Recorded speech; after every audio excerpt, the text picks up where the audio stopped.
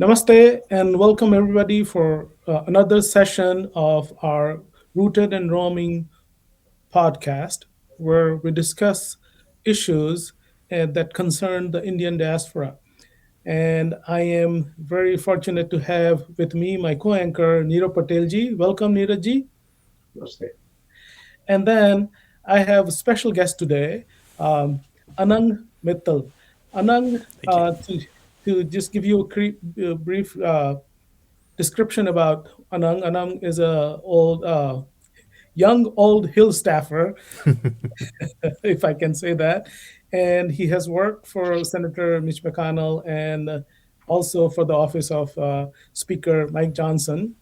And he is here to talk to us about his new venture, which is Indian American voter platform, which has already drawn a lot of interest from diverse section of the diaspora.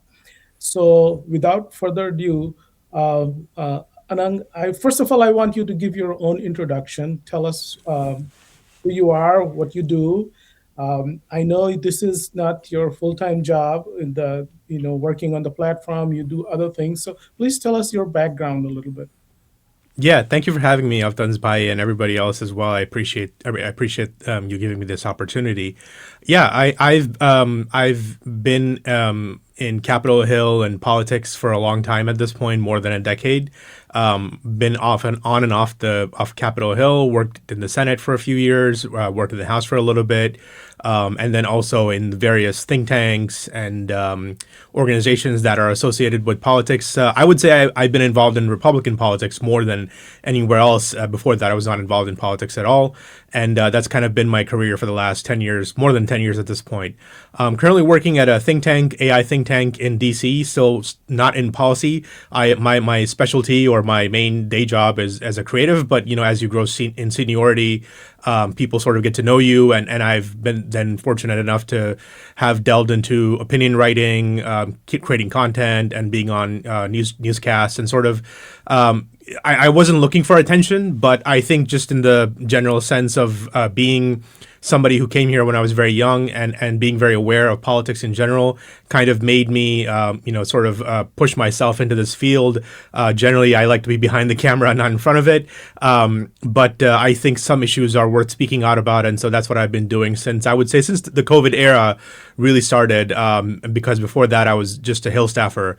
And so I take the opportunity to speak on the issues whenever I can, and contribute in a meaningful way. And so my latest project, and some other things I'm working on currently are, designed to not just speak, but then sort of formulate the speaking and the ideas and the thoughts into sort of some level of action.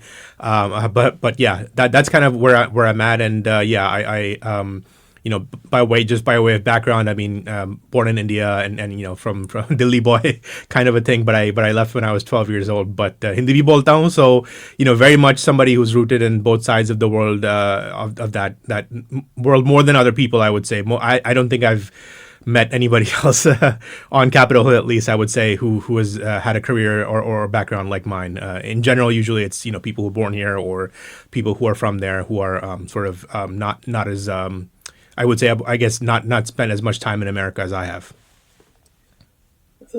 That's very good, and that's very fortunate for us that we have such kind of voice in the alleys of power, as so to speak, and also you have been affiliated with party politics, Republican politics, but I have seen you, I have followed you for a while, and I know that you also speak your mind. So Yeah.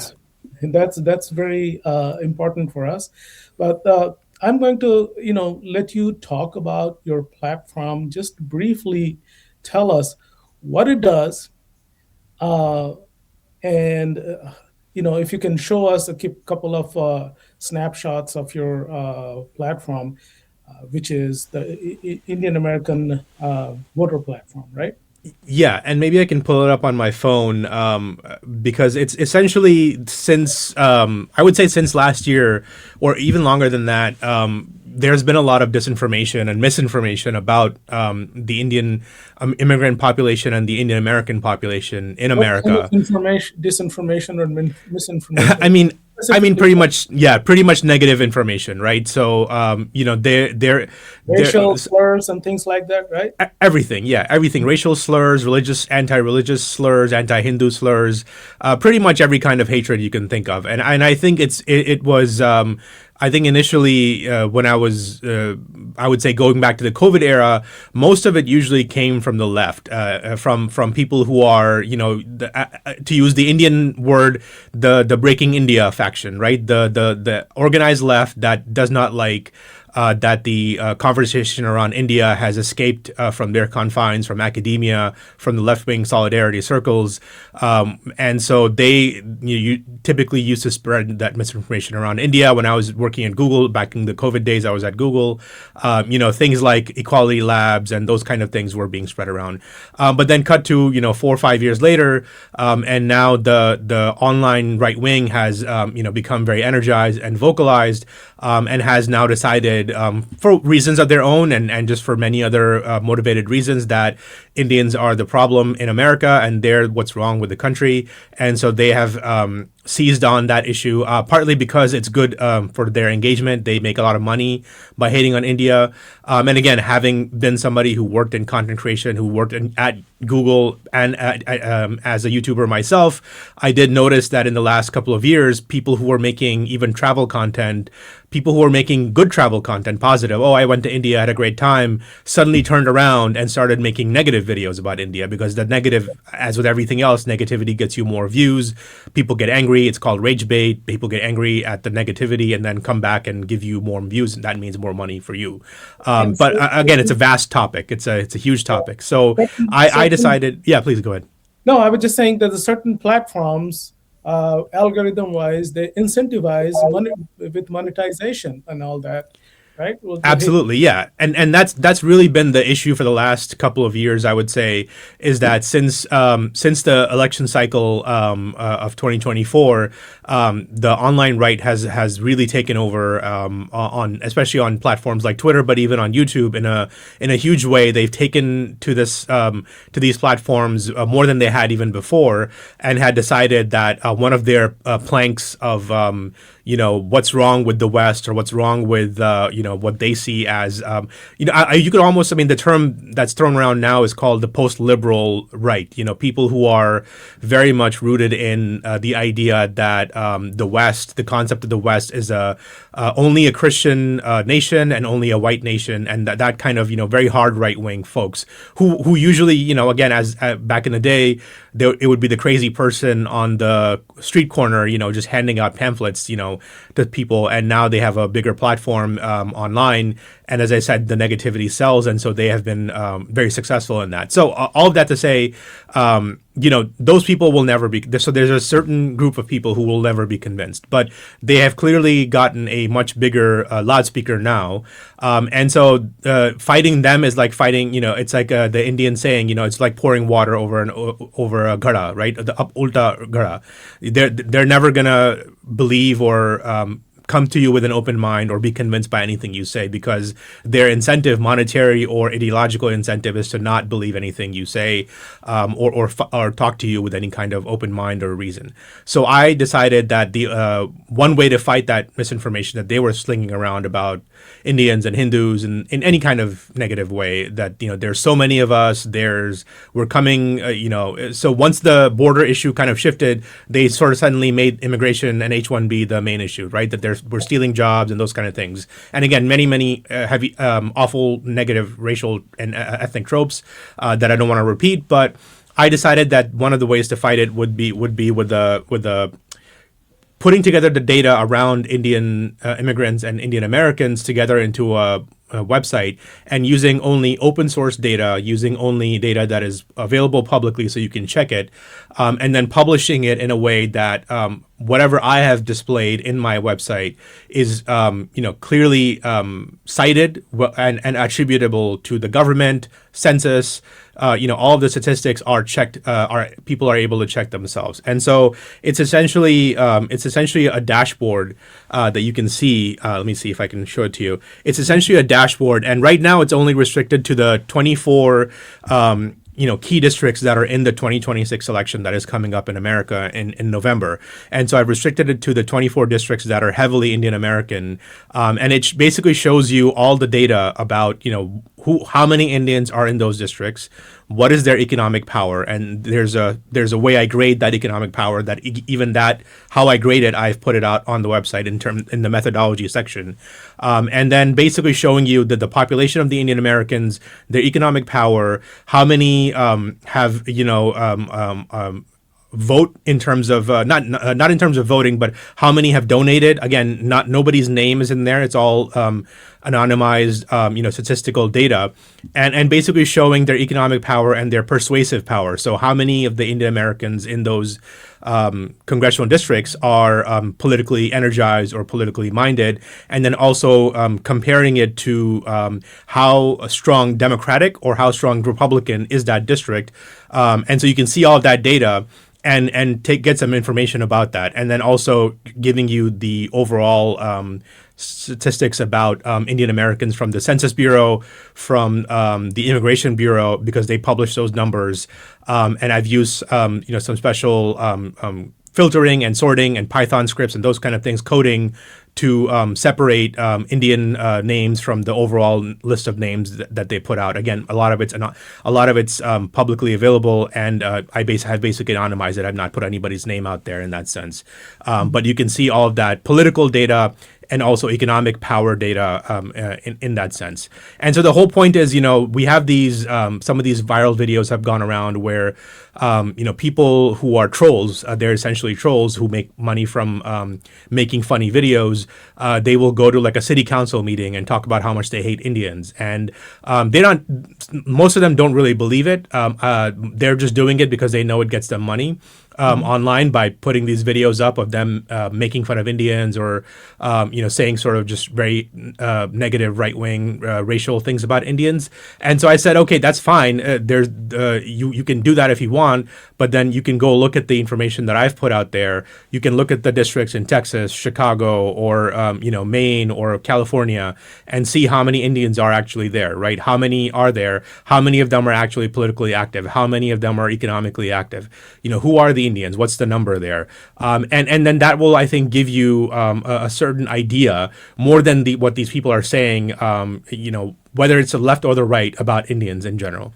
So it's really designed to be a public service and a public information database for people, whether you're Indian or you're not Indian, and you just want to figure out what is going on, what is the information out there, because you're certainly not going to get this kind of information from the media, but it's also designed for the media as well, right? So if somebody comes to you who's from the media and says, oh, I've heard these things about Indians, you can point them to this database. It's at voteratlas.io.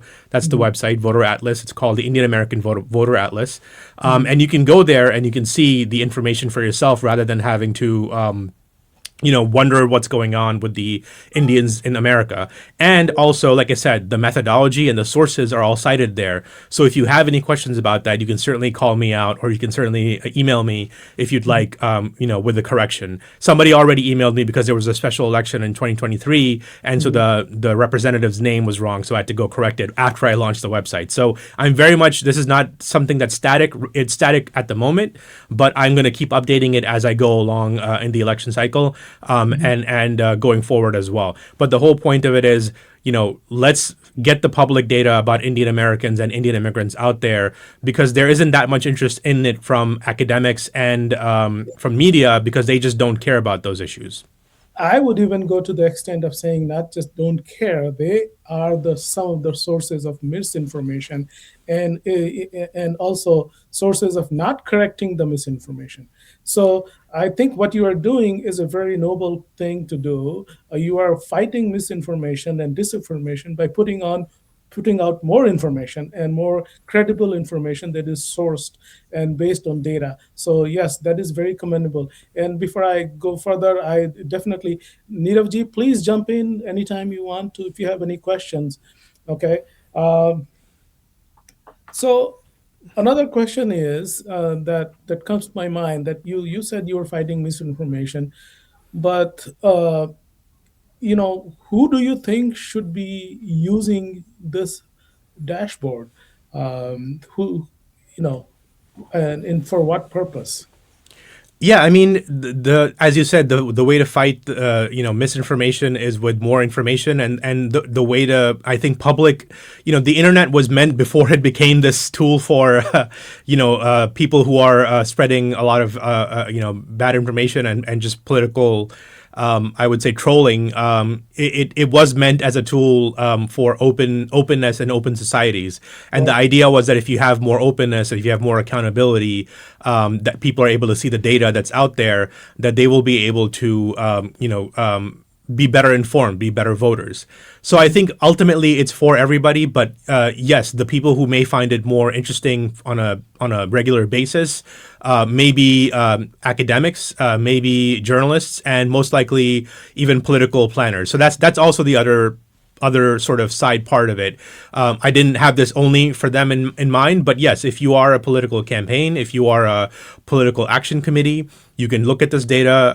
Again, it's only right now only for the 24 key districts that have Indian Americans in them that are in play in 2026. But I will expand it to nationwide once I have time, and I do have a day job. But hopefully, I'll be able to put in all the data and show it in the best way possible, and have it be much more how would I say it, comprehensive across all of the American cities and states and those kind of things. But the local data is very hard to get and actually costs a lot of money, and so that's partly why you have to start somewhere. So I decided to start here.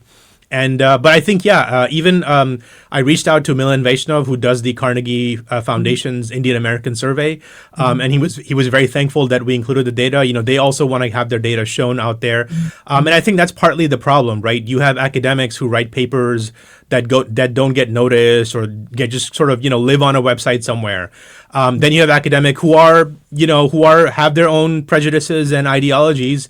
If you want to be fair to them, there are many academics who are not fans of India or Indian Americans, and many of them are Indians themselves. And okay, it's okay for them to say what they want to say. There's freedom of speech, and so the hope here is that whether they engage or not, at the very least, if an academic writes something that is not correct or people feel is not correct, whether it's about the number of Indians in America, whether it's how Indians behave. Some academics write, Indians don't even get involved with their civic duties, whatever, like lots of those kind of things. Even journalists have said that, the Indians, they only stay within themselves.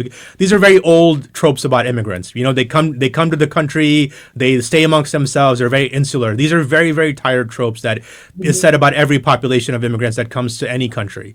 And so the whole point is, okay, if you're saying, making a certain point about India and you're an Indian immigrants and you're making a certain data point, let's take a look and see where you are right or wrong. If somebody is in the spirit of open-mindedness and wants to actually go and explore, or if you just want to believe somebody, then go for it.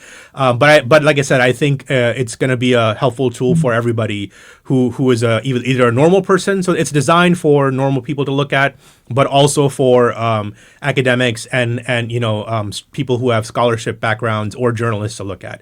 But the whole point is that every time I see news about India, whether it's from the media or whether it's from many academics who have a certain ideological bent, they tend to distort that information to fit their own needs. And so I said, okay, that's fine. Go do that. You have freedom of speech in this country. Let me then take as neutral of the data as I can and present it in the best way that I can so that an ordinary person or a scholar can understand what I'm trying to say. Yes. Neeraj, do you have a So question? from the small business perspective, I'm asking. In last like almost a year, the wind goes against Indian, and there is a lot of the this some kind of wrong perspective has been spreading. It hurting a lot of small businesses owned by the Indian. It's as a there is a one kind of theory that we take over their businesses, and we are getting into this, and it's like a small hotels, like a small hotels, medium size, some gas supplies, and those. None of the Indian has take over their businesses. We bought the business. We work hard. We pay a lot. Right.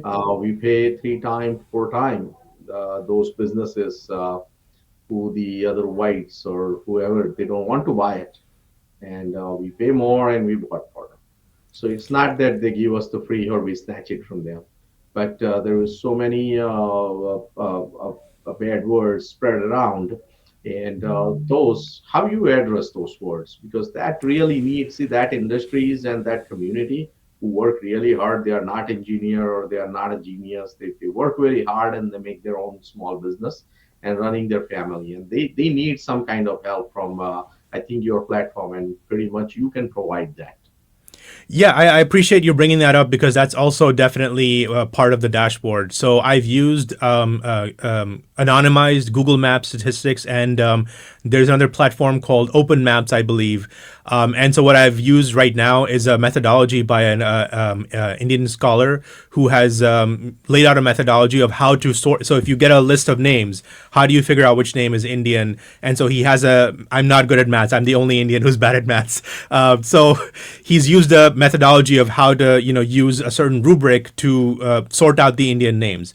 So I use that in the Google Maps data and the Open Maps data to also, and also because some Indian businesses may be named Sunshine Business, right? It's not an Indian name there, so I don't have the business owner's name. But generally, so even my data is probably underreporting what is out there.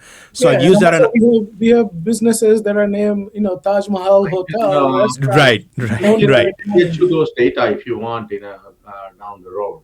Yes, absolutely. So I'll be looking closely at that data as well. And so what I've used is I've taken that data and input it into the dashboard. So when you look at the economic power, that is also there in terms of this many that I'm counting this many small businesses and businesses in general that I have filtered for Indian names. And then at some point, I'm sure I can get more into the local data to get more of those, that data into there. So right now it's underreported in my opinion. But it's a great point that you brought up, which is that I have worked with the some of the hoteliers who come to Capitol Hill and have talk to their congressmen and want to talk about things that they would like in the hotel industry, things like credit card fees, and again things that small business really care about: credit card fees, worker visas, small business loans, those kind of things. These are things that any business, any small business, not just Indian small businesses, care about. And so one of the things that I noticed there was that, again, this is where the dashboard can come in handy, not just in talking to your congressman or senator, but even your local, councilman, city councilman, your local state senator, somebody that you meet, on a daily basis or on a monthly basis in the sense of, just figuring out what's going on. You can show them this dashboard and say, look, this is the economic power of the Indians. If you don't know, then here's the data, rather than just having it in a spreadsheet that you don't realize, how many Indians are in your district or in your city. And that's the hope down the line when I have this data for pretty much every state, then hopefully down to the city level as well, is that being able to show the economic power of Indians. And this is something again important where the Indian hotel people who come here to DC to talk to their congressmen, to ask and advocate for their businesses, they show, we have this many hotels in your. They come with spreadsheets. We have this many hotels in your district. So this is something that instead of just a spreadsheet, I'm able to show them a public website with public data that is easily checkable and accountable, that they can realize their staff. So if you're talking to the staff, you're talking to the congressman, you can show them, look, this is the power of Indian Americans and Indian immigrants in your area, and so that's why. And again, it's one of those things, right? Money talks, presence talks. Showing up means a lot. Is half the game, as they say. So this is part of that. That somebody can go to Capitol Hill, pull up my website on the phone. Or on their laptop or desktop, and show it to a staffer or a congressman and say, "Look, this is who I am. This is where I'm coming from. This is why it's important to listen to me." Yeah, right. Very good point.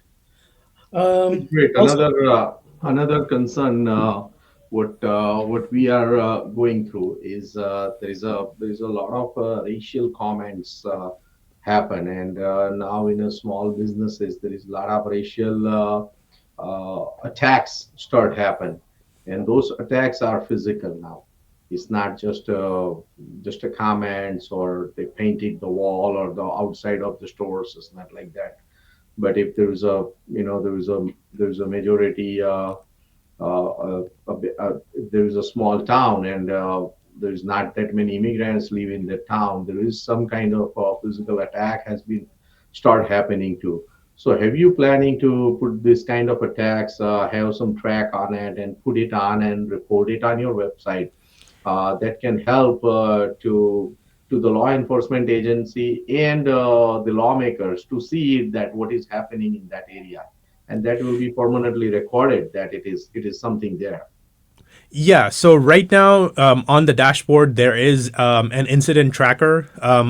There's a community tab. On the community tab is an incident tracker. Currently, it's not open to the public, and I have to figure out how to improve that information better. So currently, I've only restricted it to myself, and the way I update it is I find if there's a hate crime in the news that is associated with Indian Americans, people of Indian origin, those kind of things, I will add it there, and that's another way of again showing whether you're talking to a congressman or any journalist or anything like that, that it's publicly available data, it's citable. There's a news report, there's some kind of local news report or whatever it is that shows that a hate crime has occurred, against an Indian person, Indian business, those kind of things. And again, that's the whole point of this, is that it's not only to provide public information, but also as some level of community, warning, some level of community notification, and kind of those kind of things where people are aware of what's going on in their community and in their country, really. And I think that's part and parcel of the problem with the Indian American community is, many times we're all over the place, we're spread out.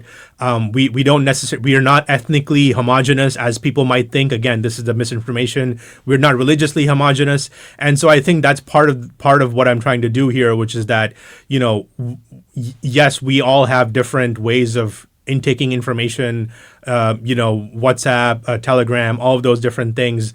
But I think, part of this project is to sort of show the community what's going on and keep them apprised and aware without fear mongering, just, keeping that public information out there, so that somebody can say, oh, no, there's been nobody hates Indians around here. And you can say, well, look, here's the information. There have been hate incidents. On hate crimes, doesn't FBI have data on Indian American? They do, but FBI data has been not only politicized, they have stopped. They've underreported, and I would say they have also stopped some level of public reporting because it's become politicized. So an example I'll give you is in 2020 during COVID, there was an Asian American organization called Stop Asian Hate, and I think they still exist. So they stopped reporting on the Asian hate crimes because they ended up most of them ended up being from the urban areas, and so they. Again, from their perspective, they're like, no, our information on who is attacking us is being misused by racists, and the statistics of the people who were attacking us were not politically correct, so to speak, and so they stopped putting out the information on that. So I think, again, that's fine if somebody wants to do that or not do that. That's their prerogative. I'm fully self-funded. I don't have anybody to report to. That's why I think partly why I'm starting this project and other projects about taking this kind of public data and putting it out there in a digestible way, because universities, academics, as I said, they have their own peer review, they have their own kind of checks on these kind of things, because a lot of this information sorry biases as well. Yes, biases. They don't want to talk about certain things. They don't want to report on certain things. And so it's better to have somebody who is part of the community and is, sort of, trying to keep how would I say, ethical and publicly reportable data out there versus sharing, private information only. And that's really my my rubric, or how do I choose what information is out there? It has to be publicly available. It has to be publicly reported. So yeah, I wish I could, add somebody that sent me a WhatsApp saying I was attacked. Unfortunately, if I don't have a police report that I can pull from, or a public, news report I can pull from, I would not add that there, because it just would not be ethical. And that's, I think, in a funny way, that actually brings me to a higher standard than some of these people who write these reports and write these documents saying, Indians say this or Indians do that, or all of these kind of things about the community here and also about the country of India, and most of their data is simply privately held. They don't Yeah. put it. They say we've heard these things. It's like who has heard? A lot of people hear a lot of things. Right. Right. In India, riots. People are rioting right now because of something going on in Iran in India. So Yeah. you may have heard a lot of things. That does not make it publicly accountable. You are not accountable for that data if you have not put it out there. So nobody can trust you. You're just saying trust me because why? Because you're an academic. Like, I mean, that used to be the case. Not anymore. I would say. That's So good. You have to be authenticate yeah, source Yeah. of data in future. exactly. So that's how anybody who open it, they can trust it. Yeah. Exactly. And trust goes both ways. So if somebody says, "Hey, you're wrong," and if they can convince me I'm wrong about something that I've put out there, I will happily correct it.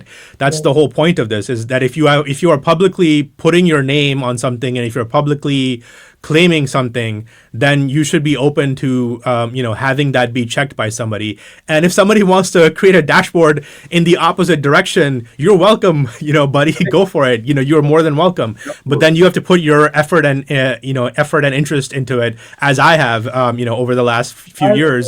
So this is really the culmination of like many years of, as Avatanji knows, of talking about these issues. And I said, okay, instead of just talking about them, why don't I actually put this into practice somewhere? I will come back to this point in a little bit. I want to talk about quickly, other sources of data that are available. Right? We have, in general, Pew and Gallup that give us some information, right?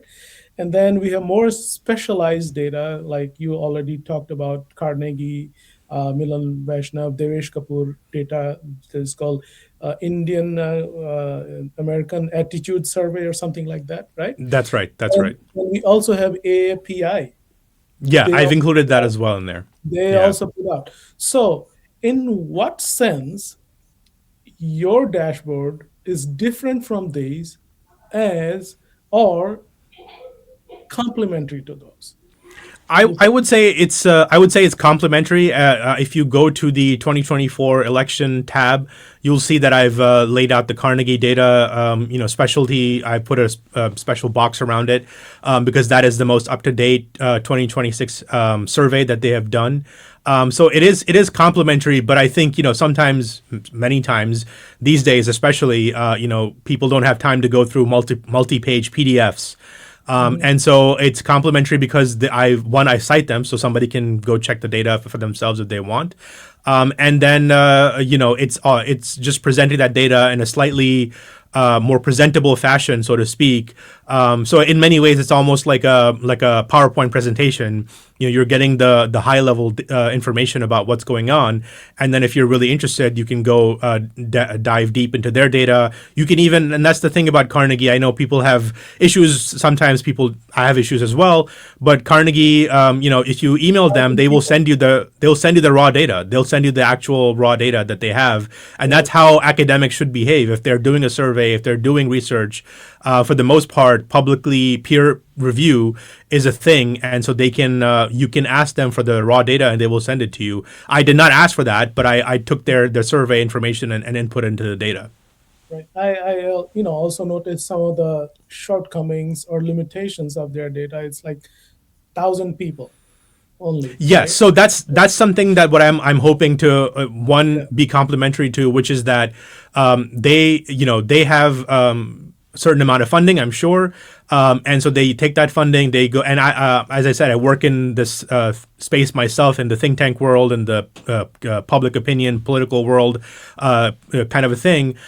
So that's the other hope of this is that one, I'm able to get local data, which costs a little bit of money because so eventually there's no donate button on the website. There's nothing because it's all self-funded right now. I want to be accountable to and nobody but myself, and have no pressure from anybody coming. But at some point, probably as I develop this project, I will probably put out a donation button and those kind of things because being able to commission surveys costs money. And that's why Carnegie, I think, went to YouGov, which is a very decent platform. They probably got a lot more second and third generation Indians.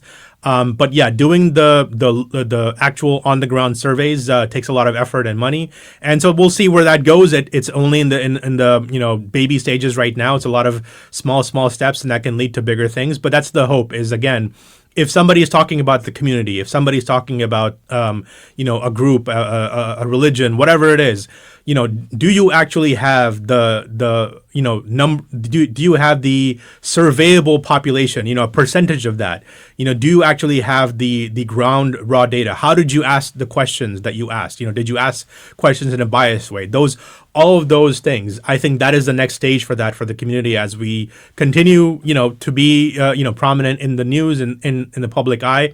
That's all well and good, but I think the way to bring this forward is, like I said, go get the data yourself, go get the attitudes yourself, survey the people themselves, rather than waiting for somebody else to do it. And as I said, Carnegie has done a fairly decent job in terms of getting the attitudes of, I would say at the very least, if one were to classify it, second and third generation Indians who live here.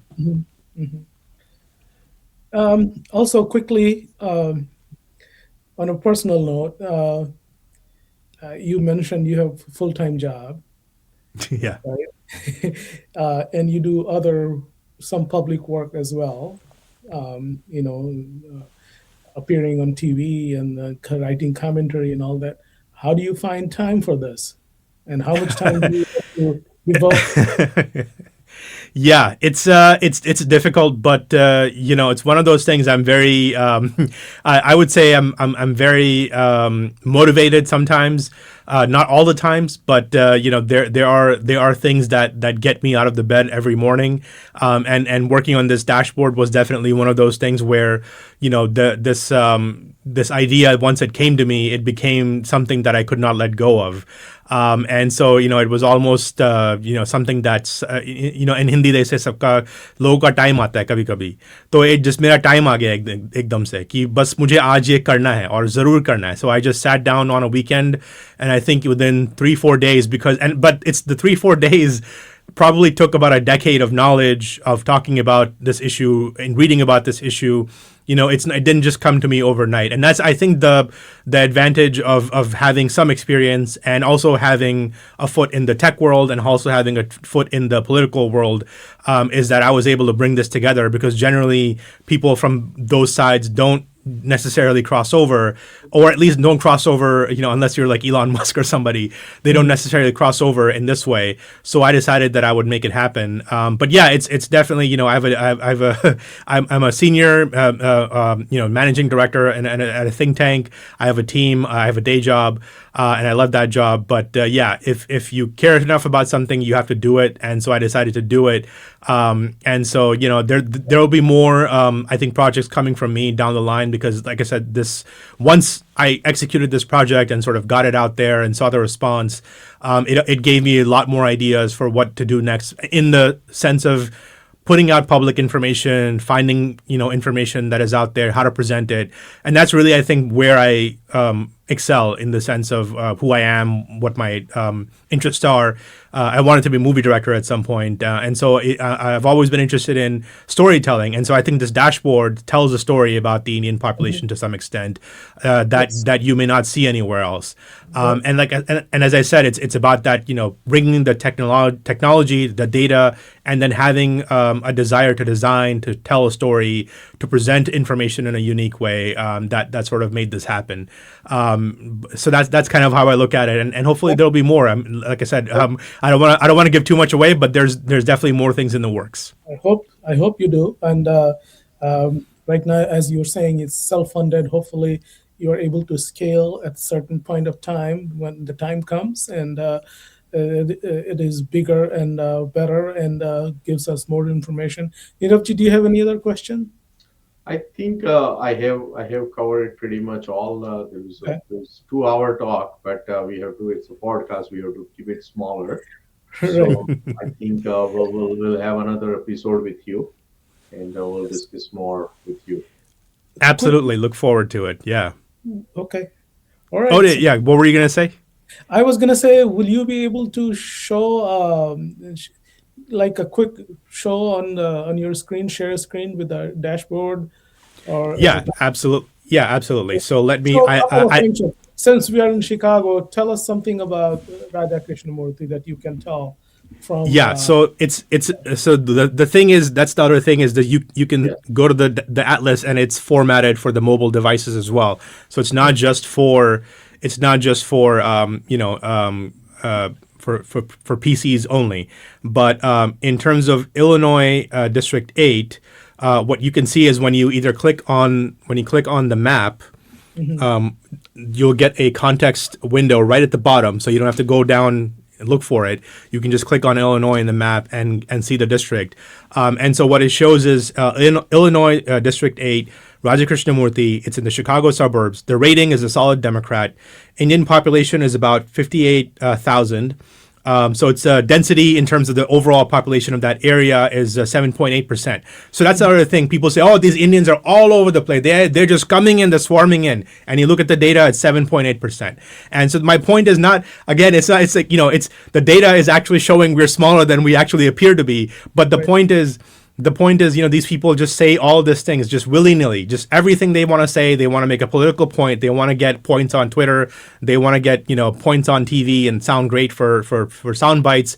But actually it's 7.8%. So, this kind of mentality that people have, that, Indians are just taking over. It's, again, part of it's also, it's not our fault that we're successful. That's also the problem, right? We should not be apologizing for that in any way. So that's part of why I want to show this, is because it's like, yeah, 7.8%, and yet we're punching above our weight. So maybe that's a you problem, not us problem, in the sense. But yeah, it shows that 56% of Indians voted for Kamala Harris in 2024, which, again, even though the district is solid D, she actually didn't win beyond 56%. So it shows something about the attitudes without saying too much. Yeah. Was that the statewide or in his district alone? In that district, in Illinois 08. Yeah. But Raja will be running for Senate, so he probably needs more. Yeah, he probably needs a little bit more help there. But the economic persuasion there, or the economic power, is 77, but it's not out of 100. But it's basically, that district meets 2 out of the 5 criteria for economic power that I have there. So again, I think more data there is needed in terms of showing how strong we are. And then the persuasion index. You have a household income kind of thing? Household income, mortgage data, again, all anonymized. Small business data is there as well. So, but again, even in small business, as I said, somebody's name could be Taj Mahal. That would not necessarily count. I'm only looking for Indian names, like surnames, those kind of things. And then persuasion index, which is another index that I've shown how civically active the population there, Indian population there is. So that's about a 52%, which again, political. So taking in information about temples, gurdwaras, those kind of things, taking in information about the general political donations, again, anonymized political donations, taking in economic data of the population of the businesses that are there, people who are active in the news, those kind of things there. And so the persuasion index is, again, designed to show that how persuadable is the population there, because they're politically active. And so the index there is 52 out of 100, which shows, because it's the Chicago suburbs, right? So these are people living ordinary lives. These are not activists. And that's the other thing that the hard right wing says about Indians. They come to this country and they vote for Democrats. It's like, no, man, we're trying to live our lives. We have small businesses, we have jobs, we're in tech, we're in business, we're in all factors of life. We're not out there trying to upturn the revolution. We're not fighting for Palestine. You're seeing that in New York because you're seeing 5 Indian kids who are out there. That does not mean that's the entire Indian population. And so again, that's why my whole point of showing some of this data is like, what are they actually doing? What are the Indians involved in? Are they involved in causes, or are they involved in just living their life? If the district shows low political persuasion, that means they're just doing normal things. They're not necessarily out there voting for a Democrat or even a Republican. But it's designed to show the political action committee, campaign people, how can I target this population? Are they persuadable the other way, or so you look at that information of this district leans 1+ Democrat, 1+ Republican. There's maybe a chance that you can flip that district. So again, it's also good data for the Democratic Party and the Republican Party if they want to take a look at that. So Absolutely. Well, we have spent a pretty good time. Like Neeraj ji said, we can talk about this for another couple of hours because this is fascinating Absolutely. and fascinating also in the sense because it involves our lives, daily lives. So Absolutely, yeah. It's important stuff. It's important data, and I hope to keep building on it, and I hope to keep it going. yes, And I think, like I said, it's anytime somebody has an argument about Indians, and hopefully it's a argument in the sense of open discussion and not just making broad points without anything to back it up. Hopefully, people in our community have that data now to back it up. At the very least, they can go to a simple website and look at it and make some sense out of it. right. So we will put out your website and your also your blog that gives us some information about the methodology and all kinds of things, so people can look at it and use it. And thank you very much for coming in, talking to us, and best wishes all around. Thank you. Thank you so much. Thank you for having me Thank on. It you. was a pleasure. Thank Yeah. you. Thank you. All And right. bye bye.